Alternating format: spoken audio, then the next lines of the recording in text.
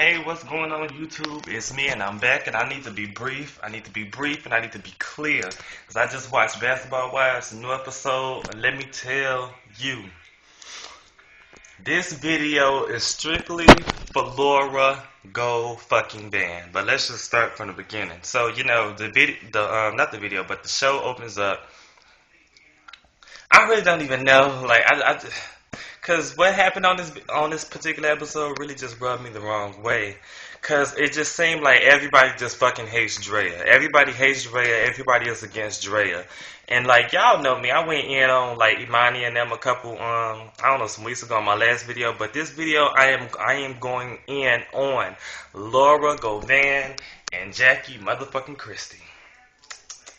So apparently Jackie, Christe, and Laura Govan had all the goddamn time in the world to just randomly Google Draya. Now, this is my thing. Really? Like, who does that? That is just so lame. Like, who just thinks to randomly Google somebody? And then they end up finding this police report saying that Draya left her son alone, I don't know for how long. There was feces and women's undergarments everywhere. He didn't have anything to eat, and something about that. Now, I really can't even say if I believe it or not because Draya said that it was fake. I don't know. I wasn't there when they printed out the police report. But if it is true, it's messed up. But then again, it was years ago when in her stripping days, and who knows what she was going through. See, that's the thing. People want to pass judgment on things, but like you never really know like what the story is. Like, where's the son's father at? Where was Draya's mother? Like, you really never know the story. Like, people really do some crazy things, and their mind isn't really all the way there. And it really just means that they need some judgment, not some judgment, but some guidance on some things. Clearly, she didn't have any, so I really can't even fault her for that.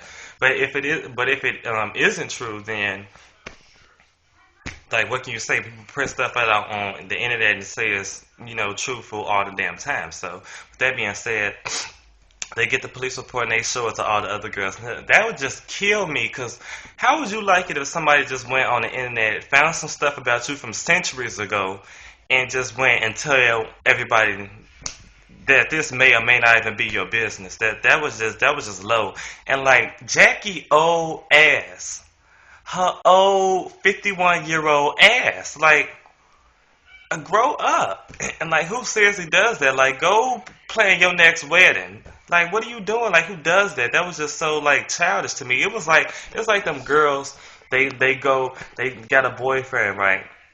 And then they start hearing that their boyfriend maybe like talking to another girl, and they start going on the girl Facebook. Oh, look at her, she a slut, she can't dress, she ugly, she bald head, small head. Like that really reminded me of like what they did. Like it was so childish. But anyway, furthermore, let's just go into like the big piss. So anyway, all of them, they meet up at this thing. Malaysia and Draya is there. And first they was talking about the the double MA fight between Draya and Laura. Then all of a sudden Gloria comes out knowing, hey Draya, why didn't you come to Jackie's wedding? Like, bitch, you already know why Draya didn't come to the wedding. Because Jackie told you after Draya told her why she didn't come to the wedding.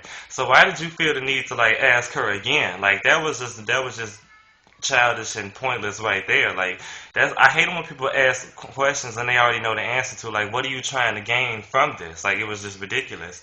And then Draya should just been out like, well, I didn't feel welcome, but she started going into like, well, such and such said this and such and such said that. Well, they did say that, and ultimately your light skinned ass chose not to come because you didn't feel welcome. That's all you have to say. And then all of a sudden, Laura, this fucking Red Bull, this bitch, want to charge people up in the goddamn ring into a corner. I would just move out the way and let that bitch just crash into the goddamn cage. But anyway, need to hear no that.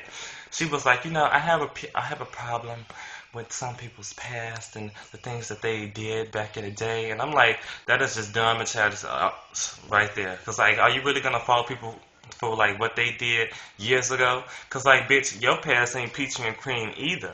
Like last we know about your ass, you done had 2 kids by this man, you ain't married, you twit picking this man up in police lingerie. Yeah, I seen the pictures. I don't know what you thought, but that ain't that.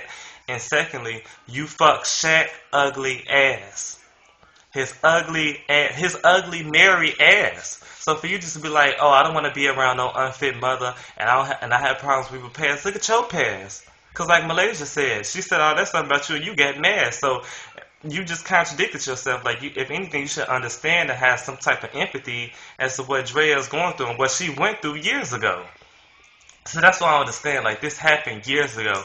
Y'all making it. Well, they talking about like, this happened 6 months ago, but still, it happened, and like she's dealt with that and she's moved on. Why are y'all still in the past? And like she tweeted earlier today, like we need to like build each other up and support each other and not tear each other down. Instead of like trying to have like this inhibition on her, they should have been like, well, what were you going through? What happened? Like, give us the details instead of just being like, yeah, we found this shit about you, bitch. Fess up. Even though it's none of our business, fess up. Tell us what happened. I don't understand. And then somebody on Twitter, for the life of me, was trying to argue me about, well, she was like, well, Gloria had asked her, did she have anything to tell her? And like, she should have told her that then. Bitch, this is somebody I'm just now meeting. I'm not going to be like, yeah, I had like this little thing, this false thing about me on the blog saying that I left my child and child neglect. No. That's the last thing that's coming to somebody's mind. Because the last thing you think of, like, this bitch gonna go and Google you for no goddamn reason. And I tweeted this on Twitter. I said, if they had some inquiries about Draya, then they need to ask Draya. Don't go on the internet. Because, like, we all know, like, it's a lot of stuff on the internet that's not even true. Ask me. And if you don't believe me, don't hang with me. Don't talk to me. That's my point, but that brings me back to like, why the hell does Draya want to hang around these old ass women? She needs to switch places with Jennifer on Basketball Wives Miami and be on there with Royce, because I can see them just being best friends now.